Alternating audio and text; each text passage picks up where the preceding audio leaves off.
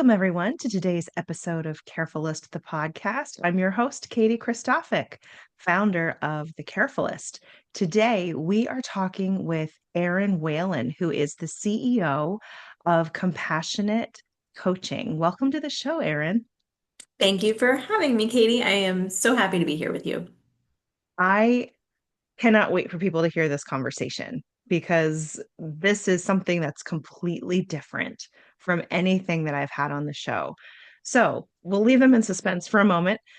And in the meantime, why don't you share with everyone who you are and your caregiving story?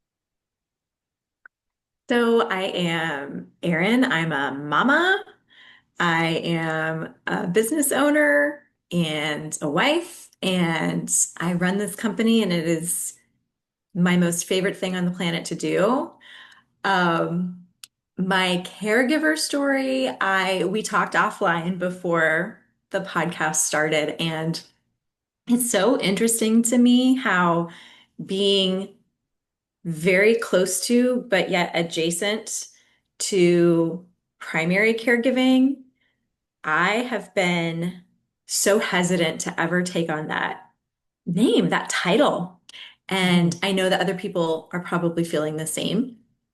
And this is specifically with regard to my sister Gina. I am the youngest of four kids, and I was born into a world where I got to see um, disability, illness, caregiving up close and personal every day of my life while I lived with my family of origin. So Gina had really severe cerebral palsy. And so my parents took care of her every need.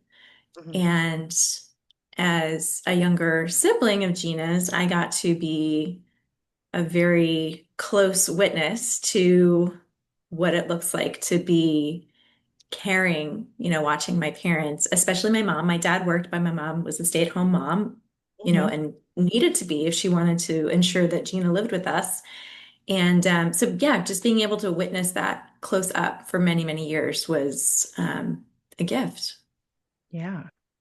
Yeah. And I'm so glad that you phrased it that way and brought it up that way because there are a lot of folks who say, "Oh, I'm not a caregiver. I wasn't the primary." And that's honestly, that was me for a while, because Hmm. my dad took care of my mom.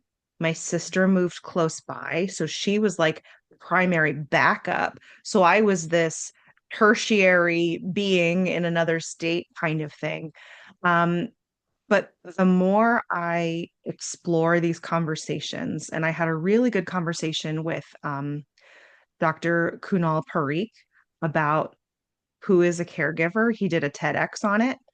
And, Wow. it's really interesting the way that people perceive themselves and the way they're very quick to distance themselves because they don't want to take the accolades for the Hmm. work, right? But what he explored was, if you drop off meals, if you pick up prescriptions, if you sit with someone, you're providing care. And maybe you're not providing care directly to the person requiring care, but maybe you're providing care or personal connection or relief to the people who are providing the direct care. So you are part of that care community. Mm. Oh, I love that care community. That is so beautiful. That's really lovely. And it's interesting as you're saying this, I'm like, oh yeah, of course. My mother-in-law just had surgery a week ago, knee surgery.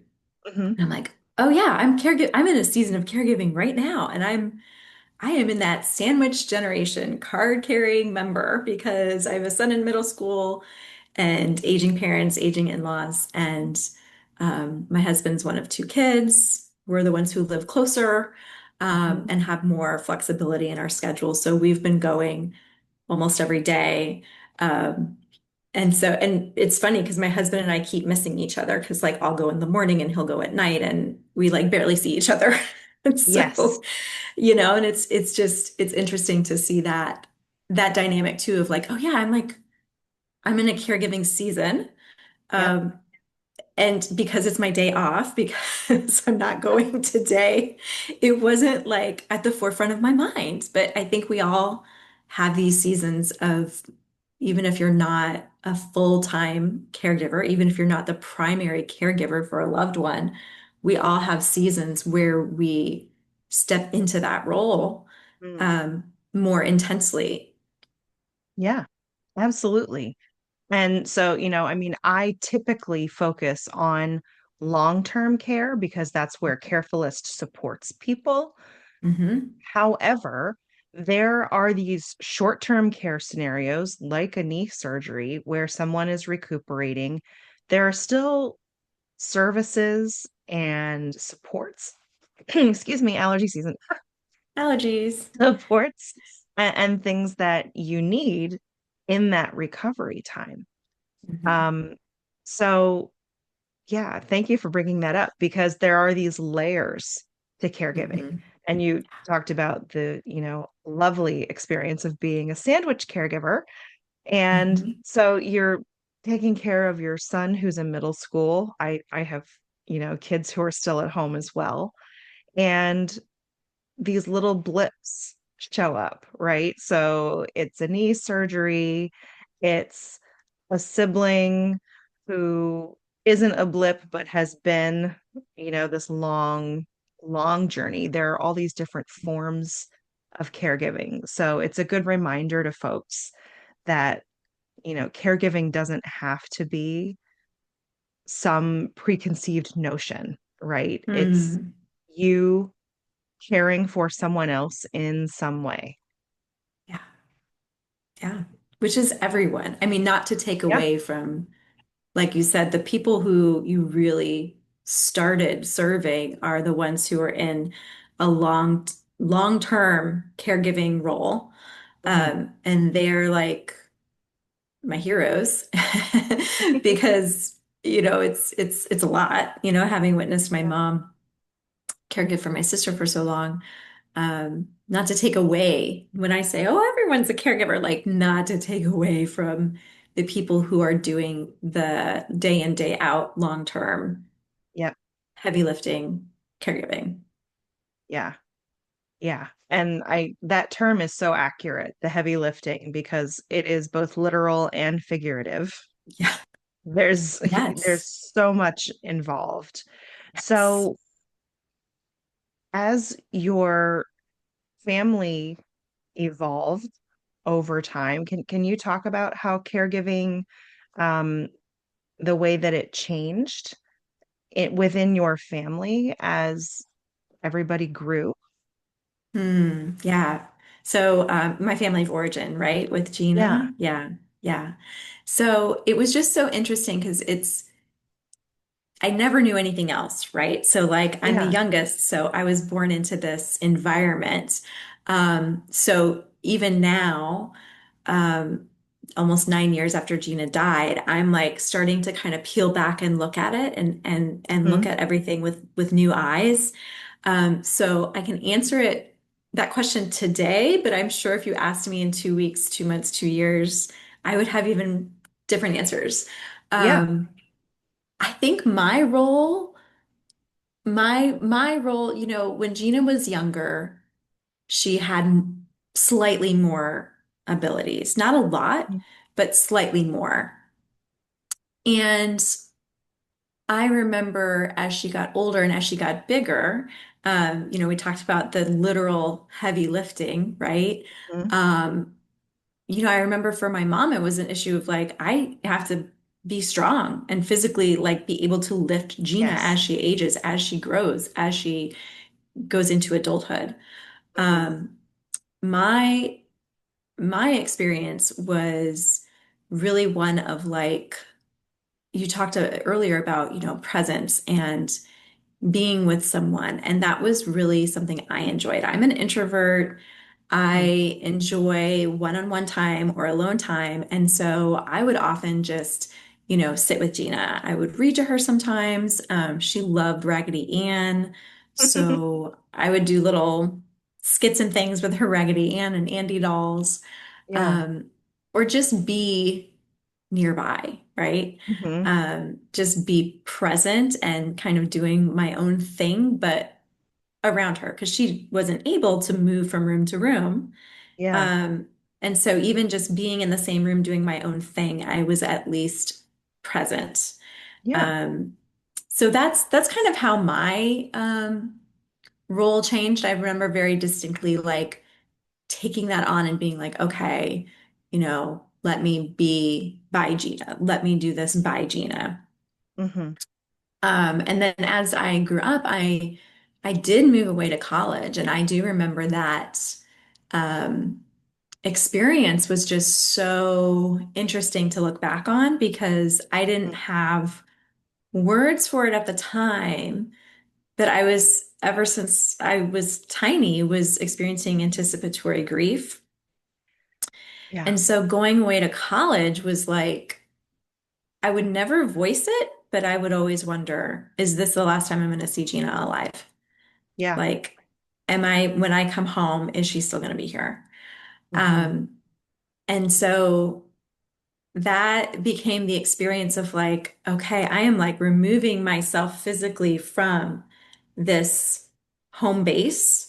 Hmm. And then after college, I didn't go back home to where I'm from. I stayed on the East Coast, and um, so that became, long distance, visiting once or twice a year. And that changed dramatically, right? Because I'm no longer in the day-to-day mix. I'm no longer, now I'm a visitor, Yeah. right? Now I'm a visitor. And that was a hard pill to swallow, like, Yeah. um, because it's like, am I making the right decision? Like, this Hmm. feels heavy for an 18-year-old to be like, is this okay? Like, is it Yeah. okay for me to like go off and do my own thing? Right. Um, and that's still something I wonder and I think about and I ponder. Yeah. There's so much of what you said that to me mirrors Little Women. Oh my gosh, that's wild. That's the book I would read to Gina. Are you serious? I am dead serious.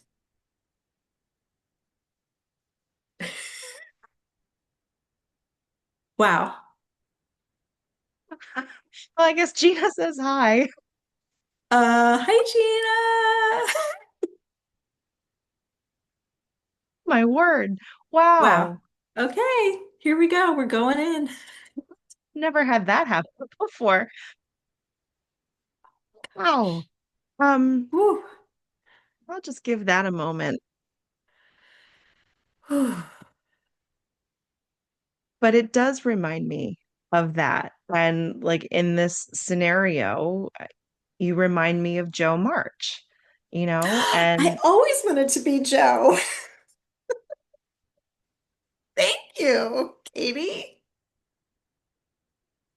I mean she has that thing, right? Like she wants to go and live her life and do her thing, and her family wants her to do that. But it's so much more complicated than that, right? Mhm. Because you have these ties that bind that you're worried that they're not going to stretch as far as you want to go. Mm. And they do. They are more elastic than you think. And as a child, you did what you were supposed to do. You were supposed to grow and move forward and, do the things and live your life. But I want to acknowledge that that is so much easier said than done, coming from the perspective of your lived experience. And I would also like to say, if you were consciously choosing to spend time with Gina and to read to her and all of those things, my friend, you were a caregiver. Oh. I mean, yes, you were a sibling doing sibling things, Yeah. but that extra step of making sure she was included and incorporated, that's a caregiving thought process. Hmm. Thank you for that. That's so interesting. I remember. So, spoiler alert, Gina died in, I think I mentioned that already, 2016. Hmm. And I remember my cousin at Gina's wake, and I can't remember the exact words she used, but like I will never forget this conversation. She was like, I think being Gina's sister like made you who you are. Yeah. And in my pride, I was like, what do you mean? Like, I am naturally empathetic. Like, what do you mean? Like, I am naturally attuned to other people's emotions. Um, but what she was saying was like, it was a gift to be able to grow up in that environment because I had no choice but to look out for everyone involved. Hmm. Um, we all did. And so, she's absolutely right. And thank God for that. Like that was a beautiful experience. Hard, yes, you know, and beautiful because it did help shape, like you said, like including everyone. Like that is something that I think comes naturally to me Hmm. because of the childhood I had. Yeah. Yeah. Caregiving had this conversation with someone, and I'm sorry, I don't remember who. Um, but I liken it to sort of a tunnel. You walk in as you are, and you go through this tunnel, and you come out the other side, somebody else. Wow. There is no way to experience caregiving and not have it change who you are fundamentally. Yes, that is truth. But I can see where, I can say that having experienced it as an adult. I can see where you wouldn't see that being born into a situation because that was just your family life. That was normal. Exactly. Yeah. Exactly. That's exactly it. And talk about like being immersed in it and not knowing it. Like Mhm. you're the fish in the water, right? Who's like, what's water? It just Right. was the way it was. Yeah. Um, I remember it was maybe 2 years ago, I had a conversation with a friend who's a grief coach. Um, I meet the most amazing people in this field. I'm sure you have the same experience. We're like, I Yes. love this person. And it's like, what a gift, right? Yeah. And she was like, oh my gosh, I think I was talking about like the college thing, like going away and like never voicing it, but always wondering, right? Um, and she said, oh my gosh, it was like you were living with anticipatory grief for 40 years. And I was Yeah. like, yes, I was. I was like, no one had ever verbalized it. By that time, I was just becoming aware of the concept of anticipatory grief. Maybe that's the first time I'd heard the phrase. And I Hmm. was like, that's exactly it. It was 40 years. Gina died 2 weeks after I turned 40, Oh like to the my. day. Yeah. Yeah. And it was like, it was 40 years of anticipatory grief. And it also explained why I spent, and still spend, to be honest, Mhm. so much time wondering, why am I grieving wrong? Like, what does it mean that I'm not crying?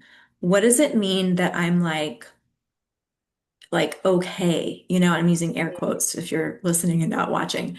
Like, what's wrong with me? And what's Yeah. wrong with my relationship to Gina? Like, did I not love her? Am Hmm. I cold-hearted?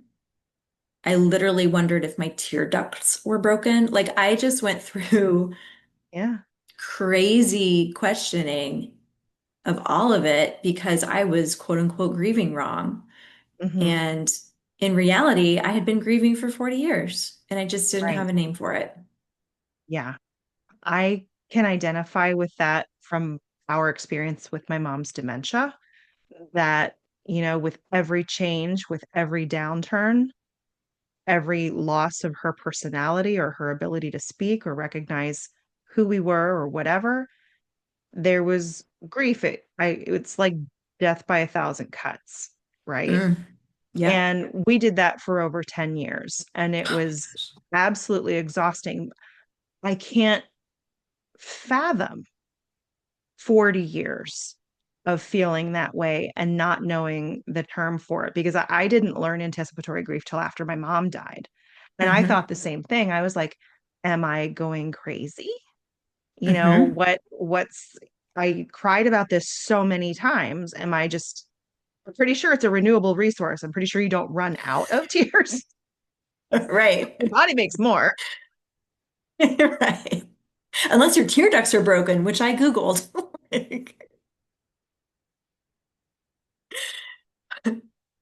But you wonder about yourself. You see how Yeah. grief is portrayed in shows Hmm. and movies and things. And of course, that's dramatic and whatever. But I've also witnessed other deaths, other funerals, the way other people handle things. And yeah, ours looked different. The Hmm. consolation for me was, my sister was the same. We had all cried so many tears. Um, One of my favorite songs is Tori Amos, 1000 Oceans. I don't And know that one. I'll have to look oh, it the up. line is, these tears I've cried 1,000 oceans. Oh, And um, it's a really excellent song. Highly recommend if you're in the mood to cry. Or if you need to and you can't get it going, that song helps. Um, but for me, it was that same sort of experience. Like, am I stuck? And then you wonder, like, is it going to hit me later? 6 months from now at the grocery store, am I just going to be in puddle in the pasta aisle? Like, yeah. Yeah. when is it Right. going to come? And it does, but it doesn't hit you the way it does for other folks who've maybe had a very sudden loss Yes. or diagnosis, and then, 2 months later, the person's gone. It's not the same experience. Right. And let's also take into account our relationships with our loved ones are completely different. Yeah. We are all different personality types. We all have different, we've experienced loss thousands of times in our life. And so, like, the loss of a loved one clearly is like what we think of when we think of loss, but loss is all the time. Mhm. And so, like, it's constantly opening, it's like this opening wound that's like opening and healing and opening and healing. And so, like, it depends where you are and like Yeah. all of that. So of course it makes sense. Like logically, of course it makes sense that everyone grieves differently and that, you know, not crying or not crying as much as you think you quote unquote should. Like, of course, that's totally normal. It just feels differently when it's you and you're like, but can I be sure I'm like, am I sure I'm not going crazy? Like, am I sure Right. I loved her? Am I sure I'm not cold-hearted? Yeah.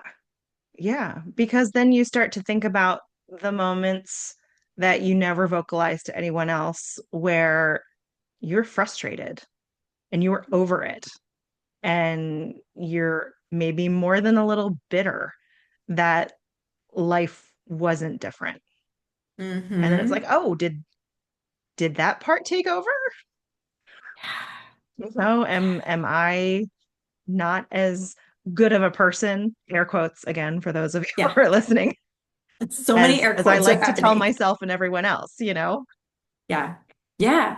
Absolutely. Absolutely. And I think it's good to like not shame ourselves, but to like look at it and be like, huh, like interesting. Like what's this about? Because I think it Yeah. also helps us see the spectrum of grief responses so that Mhm. we can have more compassion for others and more knowledge. Like, I don't know about you, but like if something happens, people come like, Erin, do you know any grief counselors? Like, Erin, do you know that, like, Mhm. and I'm like, oh, I really gotta like step up my game and and have enough resources at my fingertips to send people when they want it and to just breathe in all the experiences so that Mhm. whoever is wondering, is this normal? I can turn to them and say, oh yeah, that's normal. You know, Right. that is totally normal. Yeah. And, just for safety purposes, If you are truly concerned that anything that you are not experiencing is normal, your best bet is to talk to your physician. 100%. And if Thank you you for can't get putting an that in appointment, there. go to the ER or Yeah. emergency department. They don't call it the ER anymore. I know, right? I was like, when did it become an ED and not an ER? I miss the I George don't Clooney know. days. I thought ED was a dysfunction that they had a medication for. So for the longest time, I'm like, where are you sending people? What? What are we recommending? What? Not to Hmm. make light of it, but yes, if you're truly concerned, please do seek out professional assistance. Absolutely. And I'm actually writing a book about this whole thing, like my experience with Gina, anticipatory grief, all that. And I talk freely in there. I'm like, so I was in my therapist's office. Like I Hmm. was in therapy when Gina died. I continued for a couple more years. Um, and like questioning, like, what's happening? Like, Yeah. what is going on with me and this lack of tears? And I'm so grateful. Like therapy is amazing. And yes, Hmm. 100%. Like if you really, if you really aren't sure, seek professional Yeah. help for sure. Worth Yeah. it. And I was just thinking one of the other layers to this grieving process, especially when it's over a long period of time, and then, you have young children, which you Hmm. and I both did and do. Hmm. Hmm. There is so much of your time and your energy focused on raising them and being present for them that you honestly don't have the time or the bandwidth to fully explore what you're experiencing anyway. Like for me, I don't know how the best way is to describe this. Like my mom passed away. I got laid off 3 weeks later. Oh my And so gosh. suddenly, like and my kids were in school. So during the day, suddenly, then I didn't have so much going on. And I will say the grief hit me differently then when I had more time. Yeah. Um, but if that hadn't happened, I don't know how long my more full processing of what happened would have taken to occur or where it would have cropped up or how. Absolutely. And thank you for bringing that up too, because that is legit. Like, yeah, my son was 2.5 when Gina died. No, almost three, almost three. So, yeah. And I, so I lived halfway across the country from my family of origin. And so when I got the call that she had died, I just went into planning mode. I'm like, okay, we got to Yeah. figure out 3 plane tickets. We got to figure out, and I was freelancing at that time where I had things lined up for the following week. And I was like, how much time do I need to it's not like you can look up your company Right. policy on bereavement leave. It was like, no, I had like things, how many of them could I say no to, or how long could I say no? And I just went into total planning mode. Yeah. And then it hit me. And then and then I got bronchitis, a Ugh. couple weeks later because my body was just like, stop, like Yeah. just stop. Yes. And I did. And then once I had the time and I stopped, Hmm. then I starting to process it. I'm still processing Hmm. everything. Like, and I'm a deep processor, so I'm gonna take this. This is gonna take a long time. Um, Yeah. but it did hit me differently when I had that, the luxury of time, which not everyone has. Like that's also, Yeah. and I was sick and you were laid off, and so it's not like under the best circumstances, but that is a gift too, to be able to be like, okay, well, I guess I have to kind of sit with this grief now. Right. Yeah. Well, absolutely. And, two things about that when we're talking about work in all of this mix. As a freelancer, you were turning down money. You had to walk Yes. away from getting paid Yep. to go. And so that puts people in a tough spot, number Yeah. one. And number two, yeah, I had been laid off. So then we were down my salary. Yeah. But the carefulest wouldn't exist had I not. So, I mean, I definitely I took the month of October in 2023 to wallow. While the kids were at school, I wallowed. I binge Yeah. watched Scandal, I think, and took naps when I needed to, cried here and there, but not as much as I would have thought, which is when I was like, what's wrong with me? Hmm. But it's just this exhaustion and overwhelm. Like you have been on heightened alert for so long that your body just kind of goes, could we please just lay here? Could we just lay here? Yes. Yeah. Our bodies are wise and they're like, you're just gonna you're just gonna lay here for a little bit. Yeah. Yeah. Wow. And that's a beautiful perspective too, and be like, well, if I hadn't lost my job, this thing wouldn't have been born. This beautiful thing wouldn't have happened. And, horrible in the moment. Like it's not like I'm not trying to spiritually bypass the experience Yeah. of, losing your mom and then your job within 3 weeks. Like that's terrible. And having young children. And like that just sounds like a lot. It was the second time I'd been laid off that year. Oh my gosh. Come Yeah, on. 2023 was ugly. My But, gosh. you know, it, perspective, right? Like Yeah. I do not like toxic positivity. I am really Nope. quick to point that out. It is unhealthy, it is unwise, it is Yep. unhelpful, Yep. which is why I'm careful to say I took that month of October and I felt very sorry for myself. Yeah. And, tongue in cheek, but literally also felt very sorry for myself and Yeah. dealt with how crappy not just 2023 was, but the years leading up to it with the pandemic and everything else. Like there had been no time to process any of that. Nope. So, yeah, it was ugly. Carefulist came out of it, which is a lovely way to it was my way of channeling my grief. Yep. So, it is very helpful for me personally to have these conversations because it helps me process what I Mm-hmm. went through while talking to other folks who have gone through their situations. And we find these areas of common ground, which is why this podcast exists so that folks who are listening to this can identify with the pieces that make sense for them and help them as well to move forward. Yes. Yes. But it's Yeah. messy. There's no Yeah, of part of it course. that is elegant and put together and it's like the oh shoot, I'm going to forget the term for it, but the Japanese culture has this Mm-hmm. belief that when something is broken, they put it back together, but they use gold Yes. and it Yes. they make it beautiful when they put it back together. Yes. If I think of it, I'll put the name of it in the show notes. But anyway, um that is what life after losing someone is. Mm-hmm.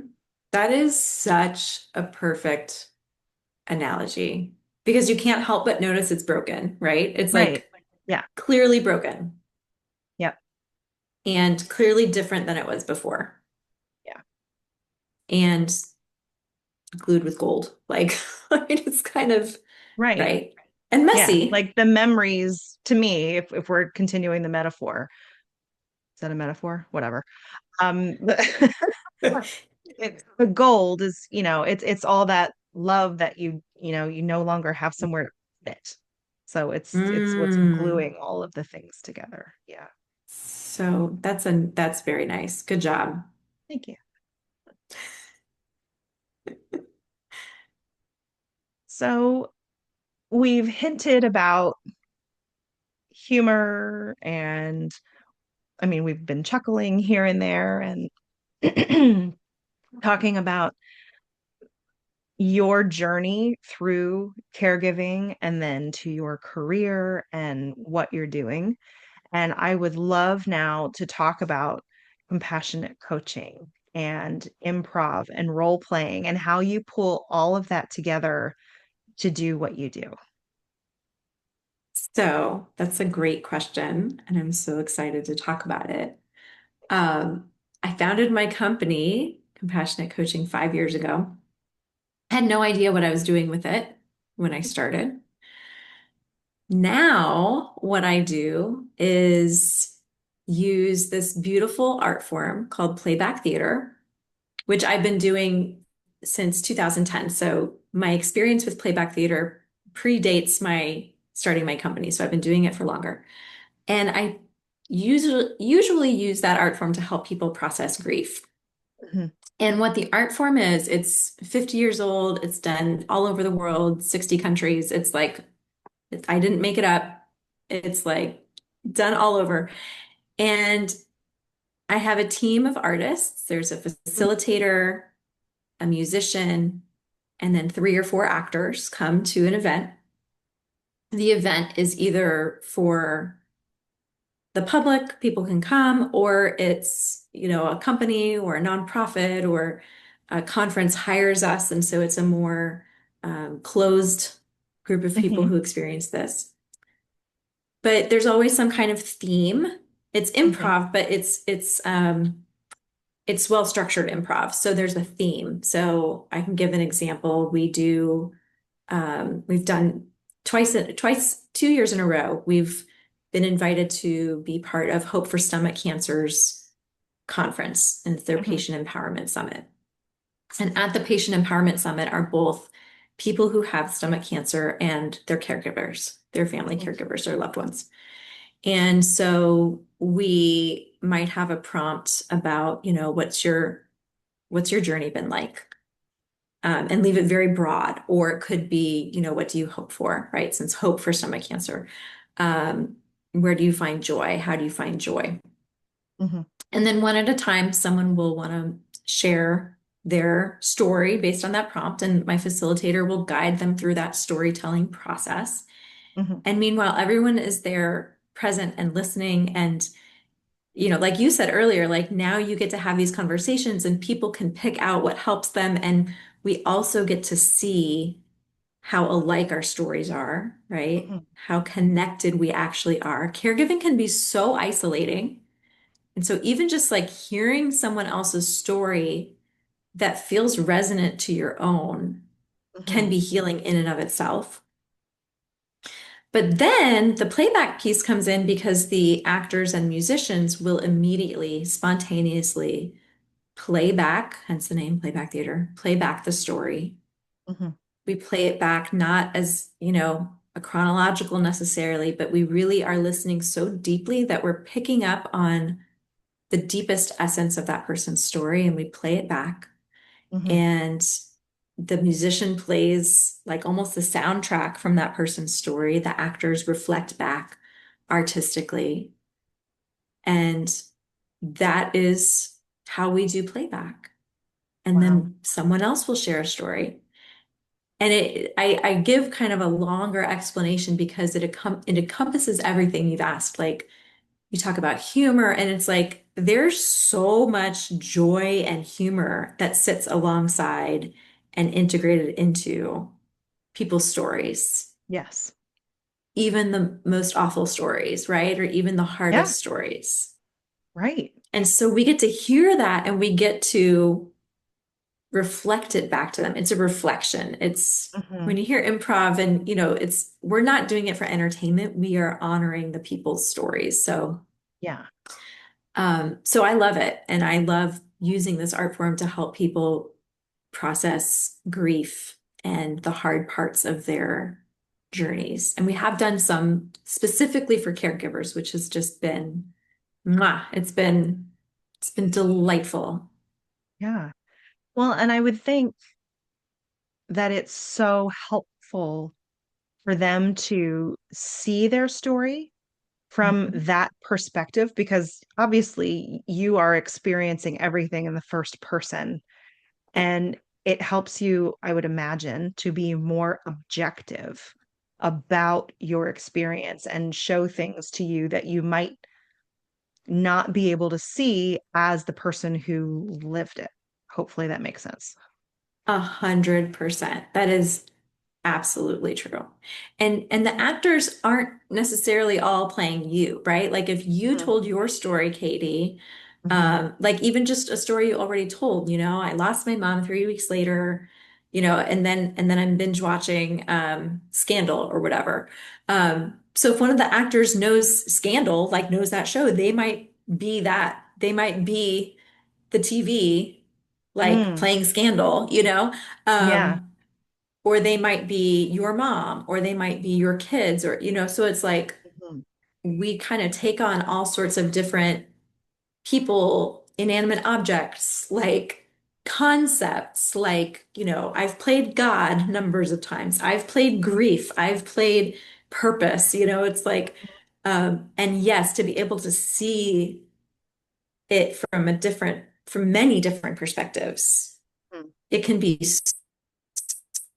so interesting and helpful. And there's like a release because like you said, like it's all first person, right? We're all the Yeah. center of our own story, but there are these other players and parts of that story that we forget.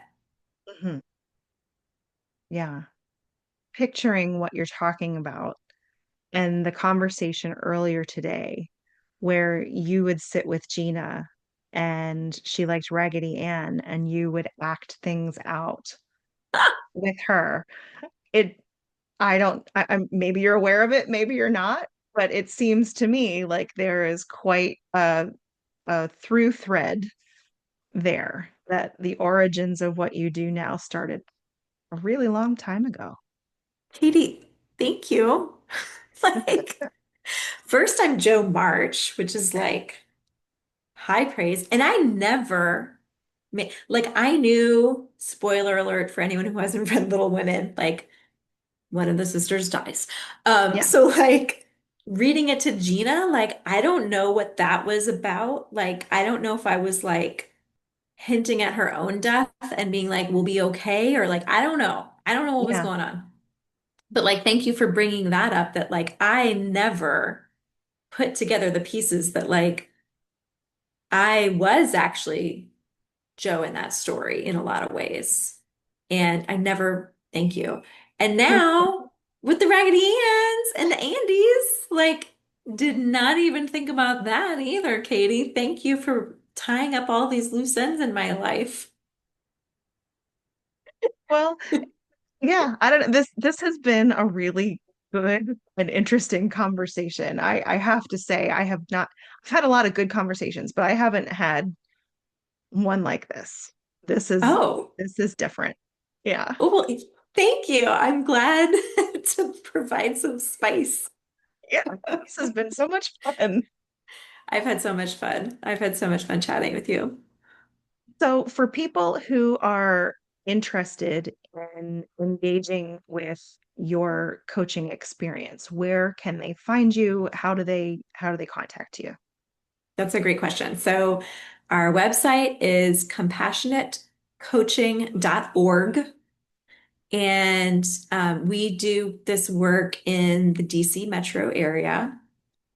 We can do it virtually. It's not as incredible as experiencing it in person, but we also can do it virtually.